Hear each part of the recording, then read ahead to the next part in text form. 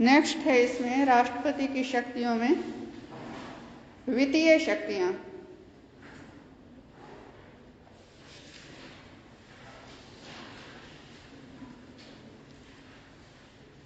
कि धन से संबंधित राष्ट्रपति की क्या शक्तियां हैं, धन पर कितना नियंत्रण राष्ट्रपति का है, इसको राष्ट्रपति की वित्तीय शक्तियां कहा गया है। अब इसमें जो वित्त विधेयक है वो राष्ट्रपति की अनुमति के बिना सदन में प्रस्तुत किया नहीं जा सकता। वित्त विधेयक किसे कहेंगे? वैसे ही आपके नेक्स्ट चैप्टर में आएगा। उसमें दो तरह के विधेयक होते हैं, एक साधारण विधेयक और एक वित्त विधेयक। साधारण विधेयक हम उसको कहते हैं जिसमें धन संबंधी कोई भी बात ना हो, और वित्त विधेयक जिसमें धन संबंधी कोई बात हो, कोई नया टैक्स लगाया जाए, कोई पुराना टैक्स हटाया जाए, या किसी भी तरह से धन से संबंधित कोई नीति है उसमें परिवर्तन की बात उसमें हो, तो उसको वित्त विधेयक कहा जाता है।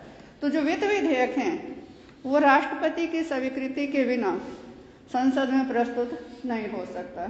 वैसे क्या स्थिति रहती है? साधारण विधेयक जो होता है लोकसभा में या राज्यसभा में, दोनों सदनों में पहले कहीं भी प्रस्तुत हो सकता है। एक सदन में पारित हो गया फिर दूसरे सदन में जाएगा, दूसरे सदन में पारित हो गया तो राष्ट्रपति के पास जाएगा, राष्ट्रपति के हस्ताक्षर के बाद कानून बनेगा। लेकिन वित्त विधेयक पर ये सारी प्रक्रिया शुरू होने से पहले ही राष्ट्रपति की स्वीकृति चाहिए होती है, अनुमति चाहिए होती है। उसमें राष्ट्रपति की अनुमति से जब ये लोकसभा में प्रस्तुत होगा, क्योंकि जो वित्त विधेयक है वो राज्यसभा में पहले प्रस्तुत नहीं हो सकता, वो पहले लोकसभा में ही प्रस्तुत होता है। लोकसभा में पारित हो गया फिर राज्यसभा में, और राज्यसभा के बाद फिर राष्ट्रपति के हस्ताक्षर के लिए जाएगा। मन हस्ताक्षर के लिए तो ये भी जाएगा, लेकिन इसमें पूर्व अनुमति भी राष्ट्रपति की अनिवार्य है। इसी तरह से हर वर्ष बजट प्रस्तुत किया जाता है संसद में। बजट क्या है? आगामी वित्त वर्ष का आय और व्यय का ब्यौरा। ये बजट भी अपने आप में वित्त विधेयक है। ये राष्ट्रपति की देखरेख में ही सैद्धांतिक रूप से तैयार कराया जाता है और ये प्रस्तुत कराना राष्ट्रपति की जिम्मेवारी होती है। इसी तरह से देश की एक आकस्मिक निधि है, उसमें जो धन है वो तभी खर्च किया जा सकता है जब कोई आकस्मिक खर्च आए अचानक से, कंटीजेंसी फंड। तो ये जो आकस्मिक निधि है इस पर भी नियंत्रण राष्ट्रपति का है, माने राष्ट्रपति की स्वीकृति के बिना, अनुमति के बिना इससे धन खर्च नहीं किया जा सकता। और इसी तरह से ही जो वित्त आयोग हैं वो भी राष्ट्रपति के द्वारा ही नियुक्त किए जाते हैं। तो ये जो सारी शक्तियां हैं ये राष्ट्रपति की वित्तीय शक्तियां हैं। नेक्स्ट इसमें आ जाएगा न्यायिक शक्तियां,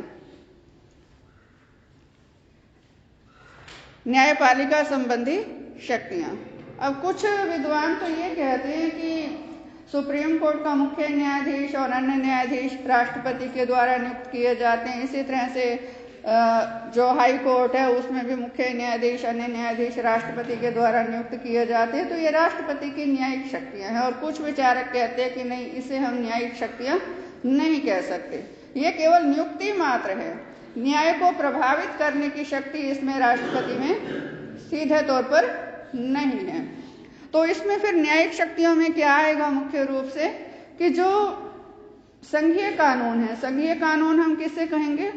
जो केंद्र सरकार द्वारा बनाए गए कानून हैं। विषयों का बंटवारा किया गया है ना केंद्रीय सरकार और राज्य सरकार में, संघ सूची, राज्य सूची और समवर्ती सूची के अंतर्गत। इसमें जिन विषयों पर कानून केंद्रीय सरकार ने बनाया है, संघीय सरकार ने बनाया है, उनमें से किसी विषय के उल्लंघन के संदर्भ में यदि किसी को सजा मिली है और वो राष्ट्रपति के पास अपनी दया याचिका लगाता है, तो राष्ट्रपति यदि चाहे तो उसको पूरी तरह से भी माफ कर सकता है, और यदि चाहे तो उसकी सजा का स्वरूप बदल सकता है, और यदि चाहे तो उसकी सजा को कम भी कर सकता है। माने मृत्युदंड दिया है तो उसको उम्र कैद में बदल सकता है, उम्र कैद दी है तो उसमें कुछ वर्षों की कटौती कर सकता है, कठिन कारावास है तो उसका स्वरूप बदल सकता है। लेकिन ये सारी स्थिति कब है?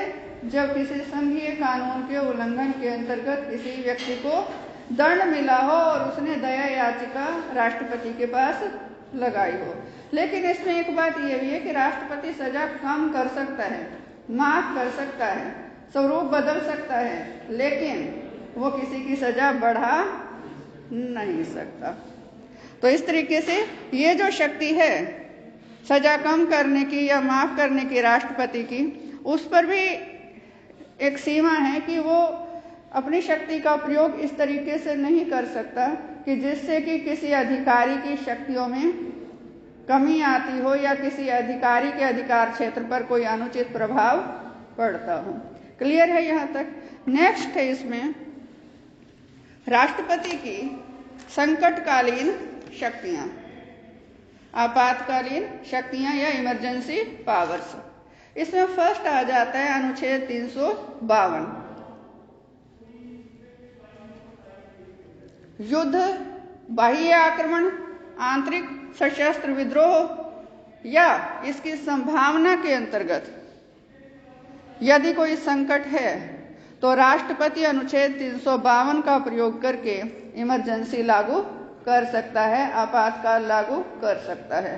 और ये जब आपातकाल लागू किया जाता है पूरे देश में या देश के जिस भी हिस्से में, वहाँ राज्य सूची के जो विषय हैं वो सस्पेंड हो जाते हैं, उन पर कानून बनाने का अधिकार केंद्रीय संसद को मिल जाता है। और इसी तरह से जो कार्यपालिका संबंधी राज्य सरकारों की शक्तियां हैं उस पर जो अधिकार है किसी भी कानून को लागू करने का या भी कार्यपालिका के अंतर्गत जो भी अन्य तरह की शक्तियां आती हैं वो सारा अधिकार राष्ट्रपति को मिल जाता है।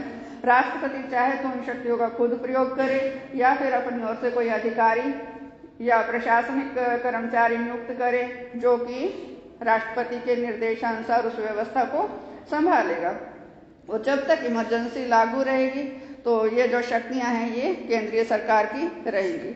इसी तरह से नेक्स्ट है इसमें अनुच्छेद 356। अनुच्छेद 356 के अंतर्गत क्या आता है? राष्ट्रपति को राज्यपाल की रिपोर्ट के आधार पर या अन्यथा, दो बातें हैं इसमें, राष्ट्रपति को राज्यपाल की रिपोर्ट के आधार पर या अन्यथा किसी अन्य स्रोत से ये जानकारी या ये सूचना प्राप्त होती है कि जो राज्य का शासन है वो संविधान के अनुरूप नहीं चलाया जा रहा, तो राष्ट्रपति उस राज्य में अनुच्छेद 356 का प्रयोग करके राष्ट्रपति शासन लागू कर सकता है, माने वहाँ इमरजेंसी लागू हो जाती है। अब ये जो इमरजेंसी है ये किसी एक स्टेट में भी हो सकती है, इसके लिए जरूरी नहीं है कि एक से अधिक राज्य हों। एक स्टेट में भी राज्य में राष्ट्रपति का शासन अनुच्छेद 356 के अंतर्गत लागू हो सकता है। अब इसमें दो शब्द थे, राष्ट्रपति राज्यपाल की रिपोर्ट के आधार पर या अन्यथा, माने जो राज्यपाल है जो उसका एक कार्य ये भी है, पैर पीछे करके बैठो, जो बच्चे आ रहे हैं वो गिर जाएंगे, बिल्कुल फर्स्ट बेंच में बैठे और पैर बाहर निकालते। अब जो राज्यपाल है, राज्यपाल का एक कार्य ये भी है कि हर 15 दिन में उसको राज्य की गतिविधियों से संबंधित रिपोर्ट राष्ट्रपति को भेजनी होती है। और इसमें राज्यपाल अपनी रिपोर्ट में यदि ये लिख देता है कि राज्य का शासन संविधान के अनुरूप नहीं चलाया जा रहा, तो ऐसे में जो राष्ट्रपति है उस रिपोर्ट के आधार पर राष्ट्रपति शासन लागू कर सकता है। और दूसरा शब्द क्या था? या अन्यथा, मतलब राज्यपाल ने तो ऐसी कोई रिपोर्ट नहीं भेजी, लेकिन राष्ट्रपति के अन्य सोर्सेज भी होते हैं। अगर उसको किसी और सोर्स से कोई सूचना प्राप्त हुई है कि राज्य में कानून व्यवस्था विफल हो चुकी है, जो शासन है वो संवैधानिक मशीनरी के अनुसार नहीं चलाया जा रहा, तो राष्ट्रपति वहां अनुच्छेद 356 का प्रयोग करके राष्ट्रपति शासन लागू कर सकता है। माने केवल और केवल वो राज्यपाल पर निर्भर नहीं है। राज्यपाल ने रिपोर्ट नहीं दी तो भी राष्ट्रपति अपनी शक्ति का प्रयोग कर सकता है। और इसमें भी वही स्थिति है कि अनुच्छेद 356 के अंतर्गत यदि किसी राज्य में इमरजेंसी लागू हो गई तो विधानसभा भंग हो जाएगी या स्थगित हो जाएगी, जो भी राष्ट्रपति निर्णय लेगा उस हिसाब से, और नागरिकों के जो मौलिक अधिकार हैं वो भी स्थगित हो जाएंगे जब तक कि इमरजेंसी हटाई नहीं जाती। इसी तरह से थर्ड है इसमें अनुच्छेद 360 वित्तीय संकट। अब इसमें राष्ट्रपति को यदि ये विश्वास हो जाए कि देश में या देश के किसी भाग में ये स्थिति उत्पन्न हो गई है कि जो वित्तीय स्थिरता है वो संकट में है, तो राष्ट्रपति अपनी इस शक्ति का प्रयोग करके अनुच्छेद 360 के अंतर्गत इमरजेंसी लागू कर सकता है। और ये जो वित्तीय संकट अनुच्छेद 360 के अंतर्गत यदि घोषित किया जाता है तो उसमें जो सरकारी कर्मचारी हैं उनका वेतन कम भी किया जा सकता है, क्योंकि देश को उस वक्त आर्थिक संकट से बचाना है, तो वेतन में भी कटौती की जा सकती है और भी जिस क्षेत्र में जरूरी हो वो कटौतियां, आर्थिक कटौतियां की जा सकती हैं। अब ये जो सारी शक्तियां हैं इनको यदि हम देखते हैं, खास तौर से इमरजेंसी पावर्स को, तो लगता है कि राष्ट्रपति तो बहुत शक्तिशाली है, किसी भी राज्य की सरकार को हटा सकता है, विधानसभा को स्थगित कर सकता है, पूरे देश में इमरजेंसी लागू कर सकता है। जबकि वास्तविक स्थिति क्या है, जो राष्ट्रपति है वो संवैधानिक मुखिया है।